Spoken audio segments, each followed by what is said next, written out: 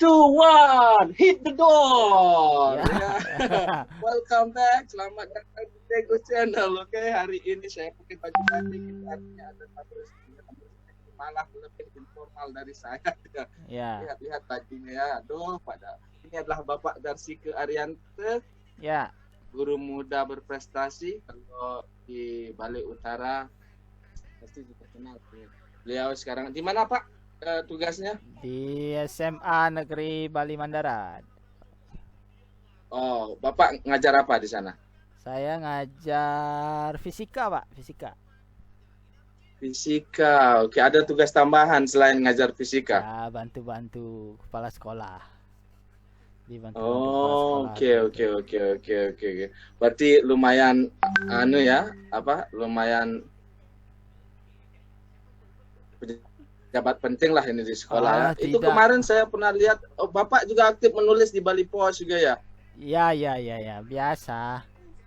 Ini ada Di Bali Pos ini, tar dulu gambarnya sedikit bergoyang itu. bergoyang. Itu kayak ada jemuran apa di belakang itu, Pak ya? Betul di jembatan. Ya, di Oke. jembatan. Ya. Gimana, Pak? Kemarin saya lihat aktif sekali di Bali Pos ya. Dengar, Pak. Ya, jadi tidak aktif sih. Jadi kalau ada sedikit ide ya ditulis seperti itu. Oh, bagaimana prosesnya itu? Jadi suka-sukanya Pak Darsike ya kalau ada tulisan kirim gitu. Ya, Atau ada kewajiban tiap minggu harus nulis segini, ada seperti itu nggak? Enggak. Kalau ada isu-isu penting baru tulis. Jadi kayak sekarang ini kan kayak remote learning ya. Ya, seperti itu. Kebanyakan tulisannya tentang itu, tak lihat kemarin terakhir ini. Ya. Sama kemarin juga baca cerpen itu. Emang senang baca cerpen, Pak? Itu hanya kebetulan, hanya ditodong saja. Jadi gitu. dikasih challenge sama ada teman dari Karangasem, ya udah hanya coba-coba saja itu. Ya. Oke. Oh, Bapak aslinya Karangasem? Ya, Karangasem. Oh, Bali Mandara kan di Singaraja, Pak ya? Ya, betul. Terus gini, kemarin saya lihat sempat ke Papua ya. Ngapain itu, Pak? Oh, kalau di Papua itu sedang ada namanya supervisi sekolah zonasi. Jadi Direktorat PSMA, Kementerian Pendidikan Kebudayaan itu mempunyai program sekolah zonasi. Jadi karena ada 650 sekolah zonasi yang ada di Indonesia dan sudah tersebar di 34 provinsi. Sekolah zonasi ini istilahnya adalah sekolah yang ditunjuk oleh Kementerian Pendidikan dan Kebudayaan untuk sebagai center istilahnya dalam pelaksanaan kegiatan-kegiatan inovatif. Center itu yang nerang-nerangin malam itu, Pak. Anda lucu. Anda termasuk orang lucu. Ke pusat, oke. Ya, itu. Anda lucu. Lanjut, Pak. Sorry, Pak. Masuk. Jadi punchline-nya di sana ya. Jadi Oke. Itu. Oke, jadi sekolah zonasi itu ya. Jadi yang sekolah Bapak kunjungi di Papua itu termasuk sekolah zonasi. Ya. Ngapain Bapak ke sana gitu loh? Supervisi, yang namanya itu supervisi. Jadi setelah pemerintah memberikan hibah berupa kegiatan, maka perlu disupervisi. Istilahnya dimonitoring dan evaluasi lah di Monef. Seperti itu. Oke. Kok bisa Bapak yang dikirim, nggak orang lain? Nggak orang lain yang lebih kompeten dari Bapak gitu? Kok Bapak yang dikirim? Oh, masalah kompeten dan tidaknya mungkin itu harus di training dulu. Jadi banyak yang lebih berkompeten, banyak itu dari segi banyak yang lebih, tapi harus ikut training dulu. Jadi kita daftar dulu. Oh, berarti Bapak Darsike udah sempat ikut trainingnya ini. Jadi daftar dulu. Mempunyai license lah. Daftar dulu, apply untuk agar bisa istilahnya mensupervisi. Setelah itu ikut diklatnya dulu. Setelah ada TOT-nya, training of trainer, ikuti, lalu baru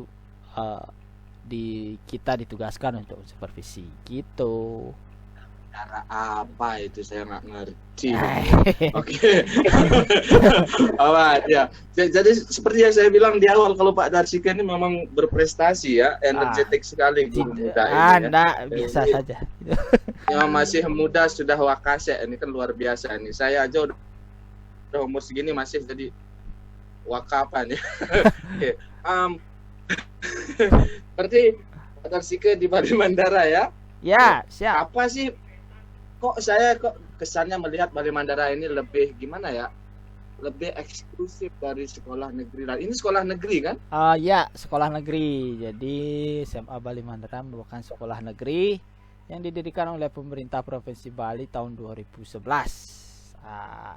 Apa bedanya dengan sekolah negeri lainnya? Iya, jadi kedengarannya eksklusif ya, memang eksklusif karena memang benar-benar. Kenapa? Karena benar-benar spesial, diperuntukkan untuk siswa-siswi yang berasal dari kalangan ekonomi menengah ke bawah gitu. Jadi istilahnya ya.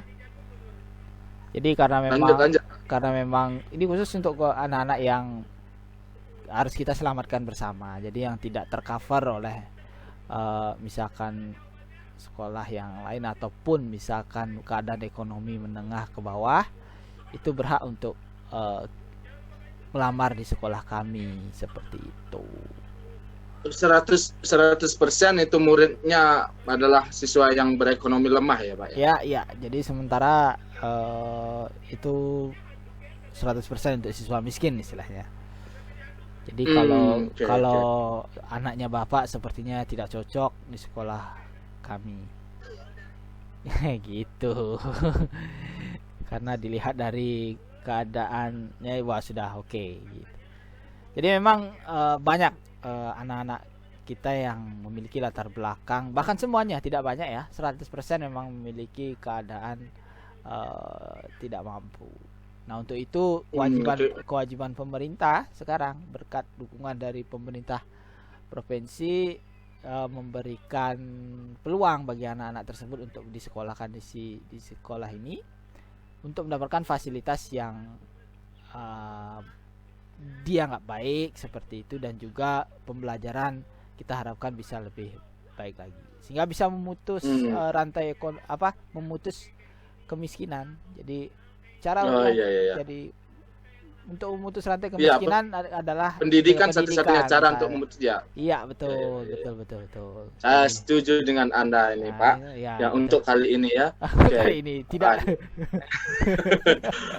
Terus sistem seleksinya itu gimana, Pak? Jadi apakah ada orang yang melapor ke sekolah, oh ya anak ini tidak mampu, atau pihak sekolah memiliki tim khusus yang disebar ke daerah-daerah ini seluruh provinsi Bali kan? Ya, diperuntukkan untuk tapi kok selama ini nggak ada ya dari Nusa Penida di sana ya Pak ya?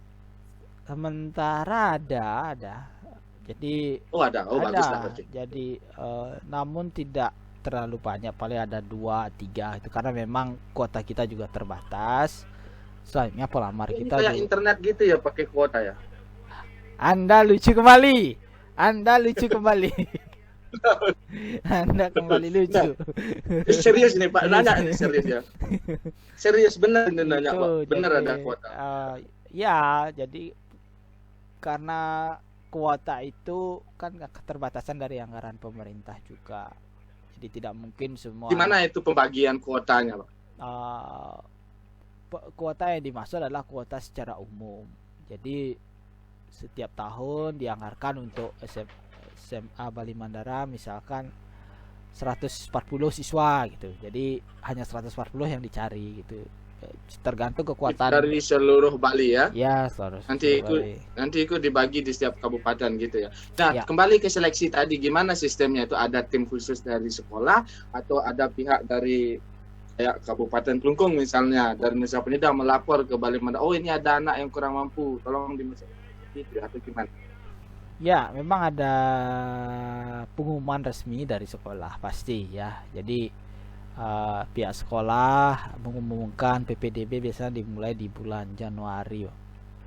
Jadi diumumkan Pengumuman ini di mana diumumkan? Biasanya di website sekolah. Kalau website kan kayak misalnya di Nusa kan jarang juga ada orang yang bisa nge-browse untuk masuk ke sana itu. Oh ya. Selain website ada lagi? Ada melalui sosialisasi MKKS biasanya. Apaan itu MKKS? MKKS itu musyawarah kerja kepala sekolah.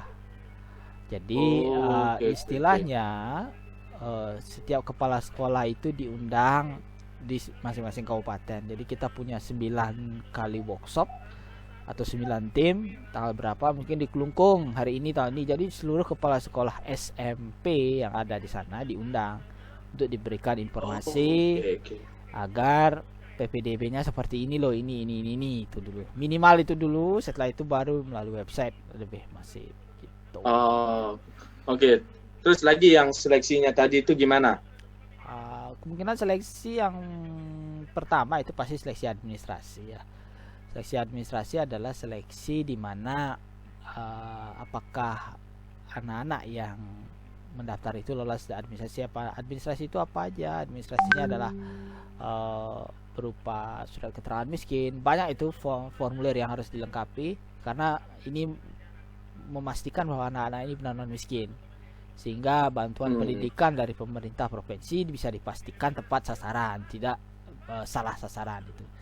Jadi berkas-berkasnya cukup banyak. Nanti ada penghasilan, setelah itu pekerjaan orang tua dan lain sebagainya. Itu tahap administrasi. Jadi tahap administrasi. Punya motor tidak, punya sapi berapa itu ya? Iya, itu di tahap home visit nanti digali lagi. Ada memang dari surat keterangan tidak mampu, nilai rapor dan lain sebagainya. Berarti setelah seleksi administrasi, seleksi apa berikutnya? Setelah seleksi administrasi, kalau memang lengkap dan penghasilan gini, yang paling utama adalah 1 juta per orang tanggungannya. Maksudnya gimana itu? Jadi Pak Ngurah, berapa anggota keluarganya di kakak? Sorry, ini bukan Pak Ngurah, Pak Degus ya, ini Degus. Degus, ya. Pak Degus, jumlah kakaknya berapa? Di kakak berapa orang? Saya nanya Pak Degus di jumlah kakaknya berapa orang? Akhirnya lagi menjelaskan. Berapa? Kakak saya ada 4. Oke, misalkan penghasilan Pak Degus adalah 4 juta itu misalkan. Jadi total ya, ditambah dengan ibu misalkan. Jadi kalau misalnya 4 bagi 4 ya 1 juta bisa melamar anaknya di sini. Kalau misalkan gajinya itu 8 juta itu bagi 4 makan 2 juta per orang, jadi tidak bisa gitu. Jadi seperti itu. Saya kebetulan 3,5 juta ini gajinya, berarti anak saya bisa masuk sana ya. Tambah istri 7 juta berarti enggak boleh. Enggak boleh.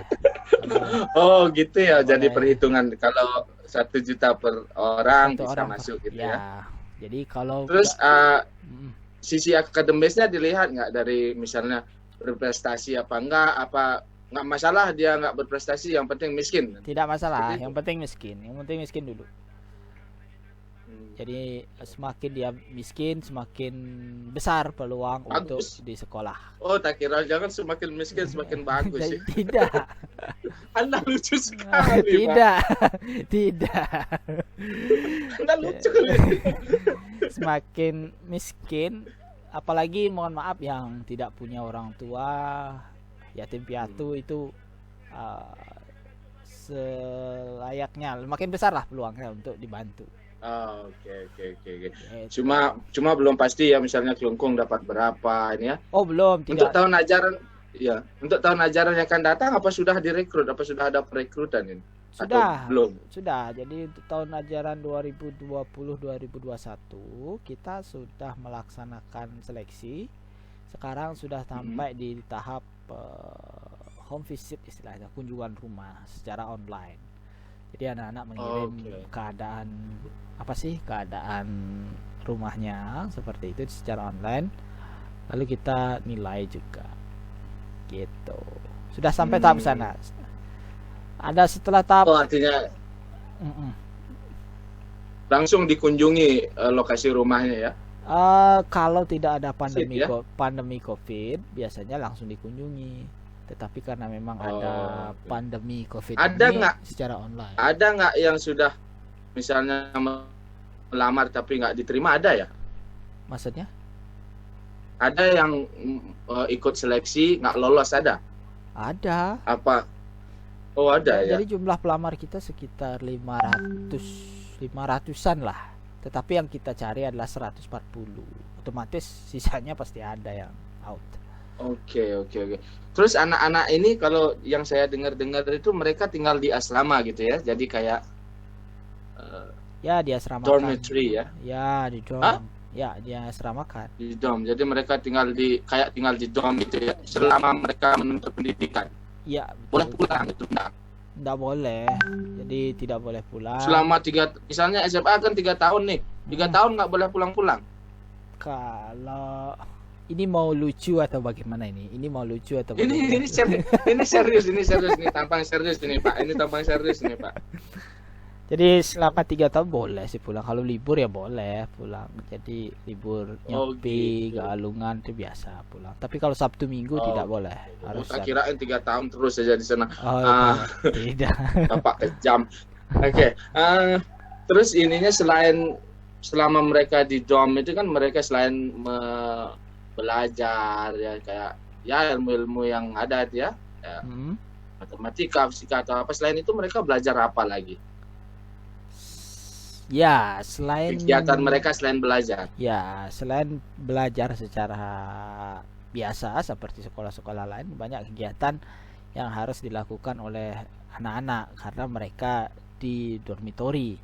Sehingga kita harus isi kegiatan. Kalau nggak gitu mereka buat kegiatan yang lain.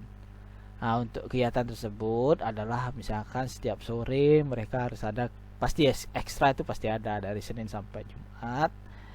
Untuk dari jam 4:30 sampai jam 6 sore itu ada kegiatan. Setelah itu dari malam misalkan dari jam 7 sampai jam 10 itu mereka harus ada kegiatan belajar untuk buat tugas ataupun misalkan yang lain. Itu diawasi oleh dormitory manager. Di samping itu juga untuk Sabtu Minggu, kalau weekend biasanya mereka ada kegiatan yang agak sedikit longgar, yaitu misalkan menonton film. Jadi menonton film bioskop bersama. Ya tidak disuasanakan seperti bioskop, tetapi tidak punya bioskop tertentu. Jadi memang benar di sekolah ya kita ada hall besar dan kita ada screen di ya, jadi seperti bioskop lah, tapi tidak ya di hall lah nonton bersama. Oke. Terus sejauh ini menurut Pak Darsike itu outputnya anak-anak gimana? Sampai saat ini output kita dari data yang sudah dihimpun oleh Humas sekitar 98%, 98, 95 ke atas lah, tidak 100% melanjutkan anak-anak kita. Melanjutkan yang dimaksud adalah bisa ke perguruan tinggi negeri, bisa juga ke... berarti mereka punya uang jadinya ya? Habis dari Balai Mandara langsung punya uang gitu? Tidak, jadi melanjutkan yang dimaksud kita carikan beasiswa. Kita carikan beasiswa. Jadi ini mungkin yang agak istilahnya challenging bagi sekolah kami, bahwa memang selain menyiapkan mereka untuk mendapatkan kompetensi yang mumpuni di SMA, tetapi juga mempersiapkan mereka agar bisa mendapatkan beasiswa setelah dia pas dari sekolah kita gitu. Jadi seperti contohnya ada tahun lalu kita dapat beasiswa penuh di Prasetya Mulia University di Jakarta gitu. Jadi ada kuota sekitar 12-13 anak gitu, mereka siap untuk membiayai kuliah mereka. Nah itu lobby itu yang fungsi sekolah kita harus lebih tekankan. Tidak hanya sekedar lulus, selesai ijazah, selesai Anda pulang, terima kasih, dadah. Tidak seperti itu. Tapi bagaimana dengan yang lainnya? Kan kuotanya kayak itu kan cuma 12 gitu kan? Terus yang lainnya gimana? Yang lain kita carikan di contoh misalkan di kayak hospitality itu ya, yang misalkan ada yang HI, ada itu, kita punya MOU dan mereka istilahnya satisfy dengan lulusan kita sebelumnya, jadi mereka kayaknya anak-anak ini bagus, setelah itu mereka nambah lagi gitu. Diberikan yang pertama mungkin ada yang diberikan penuh, ada juga yang setengah gitu yang kita sementara ini usahakan. Sejauh ini prestasi tertingginya sampai di mana? Pernah ikut apa gitu anak-anak? Kalau prestasi ya, jadi prestasi itu merupakan side effect dari pola pendidikan ya. Jadi pola pendidikan yang kita bahasa yang sangat tinggi sekali itu. Tidak tinggi. Kalau saya pura-pura mengerti sekarang. Ya. Jadi lanjut, Pak.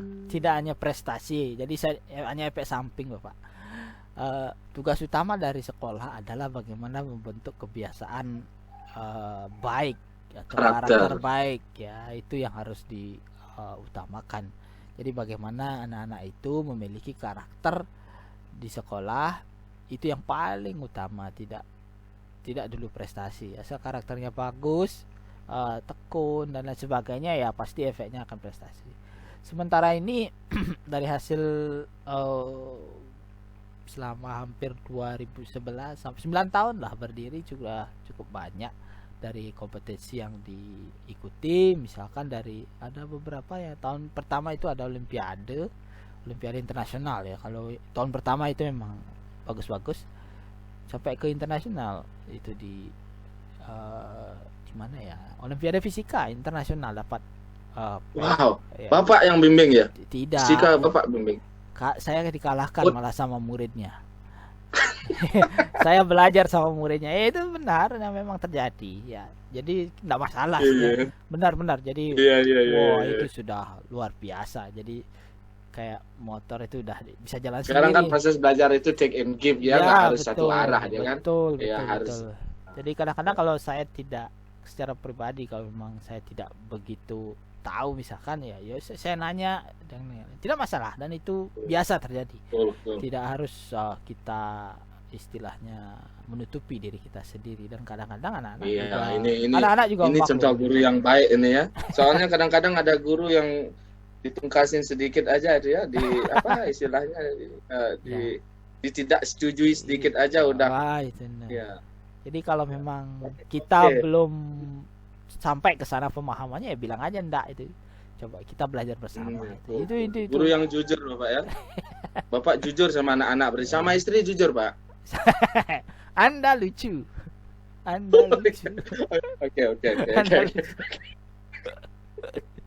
Oke. Serius lagi nih Pak ya. Oke ya. Jadi itu Bali Mandara, wah bagus berarti kan. Berarti ada kesempatan buat anak-anak yang kurang mampu buat mengenyam pendidikan kan itu ya. Itu fungsinya dari pemerintah Provinsi Bali seperti itu. It's really great ya. Sekolah yang sangat luar biasa ya. Jadi dengan guru-guru seperti Bapak yang luar biasa juga. Sekarang ke Bapak ini sekarang. Siap. Pribadi Bapak sebagai guru. Ya. Nama mengajar ini Pak, pasti ada yang sesuatu yang apa istilahnya ya? Apa yang paling berkesan ketika mengajar itu ya? Hal yang paling menyenangkan buat Pak Darsike apa sebagai guru? Kalau saya pas gaji masuk saya senang. Kalau Pak Darsike gimana? Jadi hal yang paling berkesan mengajar adalah bagaimana saat siswa itu merasakan istilahnya gini. Jadi mereka itu bisa memahami konsepnya secara mandiri dan dari bimbingan kita. Bimbingan yang dimaksud dari fasilitasi kita. Itu luar biasa sekali. Artinya mereka bisa mengerti secara mandiri dan bisa tune in sendiri gitu. Namun dengan bimbingan kita itu artinya gini loh. Jadi kita arahkan sedikit saja bisa mereka arahkan, itu sangat luar biasa sekali. Dan mereka bisa istilahnya menggapai cita-citanya, apa yang mereka cita-citakan itu tercapai. Misalnya, waduh Pak, saya dapat di misalkan keperawatan itu, walaupun Pak saya dapat di ini Wah, terima kasih. Itu Sudah senang rasanya Pak ya. Kita itu sudah senang. Tidak ya, walaupun gaji nggak masuk, nggak masalah. Ya itu gini, itu jauh gini realistisnya kita tidak ke komplain ke siswa. itu yang di atas yang yang di atas walaupun kagak lucu. Okay. Ya, jadi intinya saya setuju sekali kalau guru, kebahagiaan tertinggi guru adalah melihat keberhasilan siswa. Ya kan? Betul sekali. Anda tadi panjang sekali, saya pendek aja itu. Biasa. Gimana saya harus panjangkan dulu supaya dapat selahnya. Nah, sekarang ini di Bali Mandara ini kan kayak sekolah eksklusif gitu, kayak mirip-mirip, agak disiplinnya kayaknya tinggi sekali ya. Ada nggak murid nakal di sana, Pak? Ya, jadi kalau memang eksklusif ya seperti tadi, karena kayak kita bilang seperti itu. Kalau dibilang ada murid nakal ada. Nakal yang dimaksud adalah semua, jadi ibaratnya sebuah pisang dalam satu tandon itu pasti ada yang busuk. Pasti. Ini bahasa sastrawan. Ini saya harus duduk baik-baik. Pasti itu ada aja, tidak mungkin satu tandon pisang itu semua bagus, tidak. Pasti ada, cuma dari tingkat ke apa yang paling parah, kenakalan paling parah dari siswa? Biasanya guru selalu ingat itu. Ya paling biasalah di asrama, kenakalan anak-anak asrama ya paling ya ada yang menjahili temennya, sampai ada juga kalau itu ya menikung. Jadi yang paling ini ya cerita menikung itu, menikung teman. Jadi ya udah itu itu anak-anak itu sementara sih itu. Ya biasalah. Jadi setelah ini disiplinnya sangat tinggi sekali ini ya. Setelah saya pengen anak saya sekolah di sana dan ketemu bapak ini biar diajar anak saya nanti ya. Ya Pak ya. Kalau dihajar oke lah. Kalau dihajar oke. Oke.